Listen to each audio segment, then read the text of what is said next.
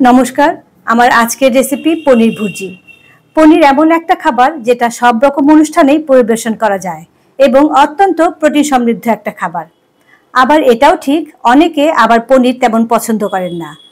তবে আজ যেভাবে আমি পনির ভুর্জি রান্না করব, আমি গ্যারান্টি দিয়ে বলছি, যারা পনির অপছন্দ করেন এভাবে রান্না করলে তারাও মুখ বুজে খেয়ে নেবেন, এতটাই টেস্টি হয়। আপনারা হয়তো অনেকেই পনির ভুর্জি খেয়েছেন বা রান্না করতে পারেন, তবে আমার প্রসেসে একবার খেয়ে দেখবেন। খুবই সিম্পল একটা রেসিপি। ছোটবেলায় আমার মেয়ের টিফিন বক্সে যেদিন পনির ভুর্জি যেত, সেদিন কিন্তু টিফিন বক্সটা খালি আসতো। রান্না করতে 10 মিনিটও সময় লাগে না, তাই হাতে সময় কম থাকলে এই রেসিপিটি আপনি ট্রাই করতেই পারেন। এখানে আমি 200 গ্রাম পনির নিয়েছি। পনিরগুলোকে এখন কেটে নেব। আমি মিডিয়াম সাইজ করে পনিরগুলোকে কেটে নিচ্ছি। এখন এই পনিরে দিচ্ছি স্বাদ মতো নুন মাখিয়ে পনিরটাকে রেখে দিচ্ছি। আর ওদিকে একটা হ্যান্ড চপারে নিয়ে নিলাম বড় দেখে 2টো পেঁয়াজ। পেঁয়াজগুলো আমি একটু বড় বড় করেই কেটেছি। 7-8 কোয়া রসুন, 3-4টে কাঁচা লঙ্কা আর কিছু ধনে পাতা, এগুলোকে এখন আমি চপ করে নেব।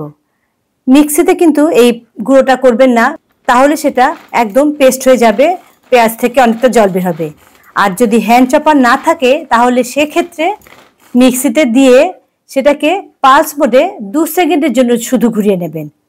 দেখুন, এরকম রাফলি করে আমি চপ করে নিয়েছি। এবারে গ্যাসে একটা ফ্রাই প্যান বসিয়ে কিছুটা সাদা তেল দিয়ে দিলাম।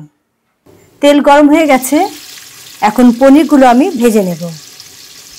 হালকা করে পনিরগুলোকে ভেজে নেব। অনেকে এই পনির ভুর্জিতে কাঁচা পনির গ্রেট করে রান্না করে, তবে সেটা বেশি পছন্দ হয় না আমার।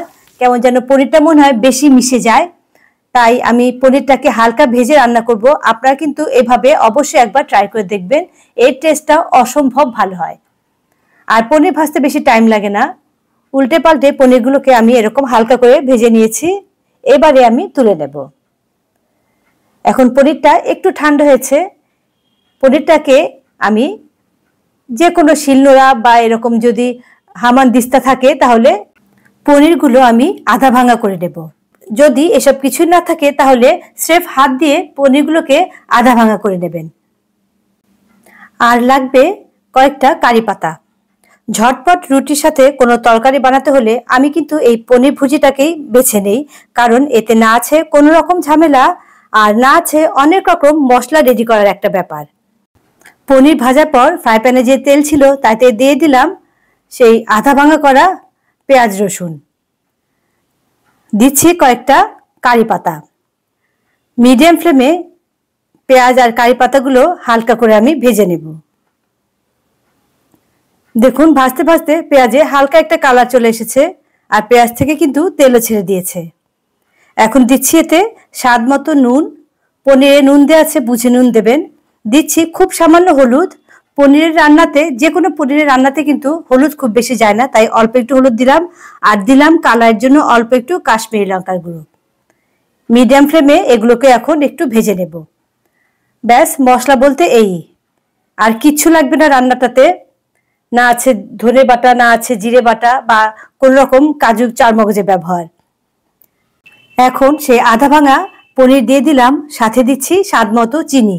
চিনিটা কিন্তু অবশ্যই দেবেন, এতে বরং স্বাদটা ভালো হবে। ভালো করে সবকিছু মিশিয়ে নেব। দেখতেই পাচ্ছেন কোন রকম কিন্তু ঝামেলা নেই রান্না করতে। রান্নাটা কিন্তু প্রায় হয়েও গেছে। পনির যেহেতু ভাজাই আছে, তাই খুব বেশি আর ভাজা ভাজা করারও দরকার নেই। পেঁয়াজটাও অলরেডি ভাজাই আছে। রান্না হয়ে গেছে। এবারে আমি গ্যাসের ফ্লেম অফ করে দিচ্ছি। দেখুন কি সুন্দর ঝুরঝুরে হয়েছে। আবার পেঁয়াজটাও যেহেতু একটু বেশি দিয়েছিলাম, তাই একদম শুকনো বা ড্রাইও হয়ে যায়নি। ঝটপট রেডি হয়ে গেল পনির ভুর্জি। দেখতেই পেলেন কোনো ঝামেলা নেই রান্নাটা করতে, আর 10 মিনিটও লাগেনি রান্নাটা করতে। বাড়িতে অবশ্যই একবার এভাবেই এই রেসিপিতেই পনির ভুর্জি তৈরি করে দেখবেন। বাড়ির ছোট বড় প্রত্যেক সদস্যেরই ভালো লাগবে। এটা রুটি পরোটা দিয়ে তো ভালো লাগবেই, তাছাড়া ভাতের সাথেও ভালো লাগবে।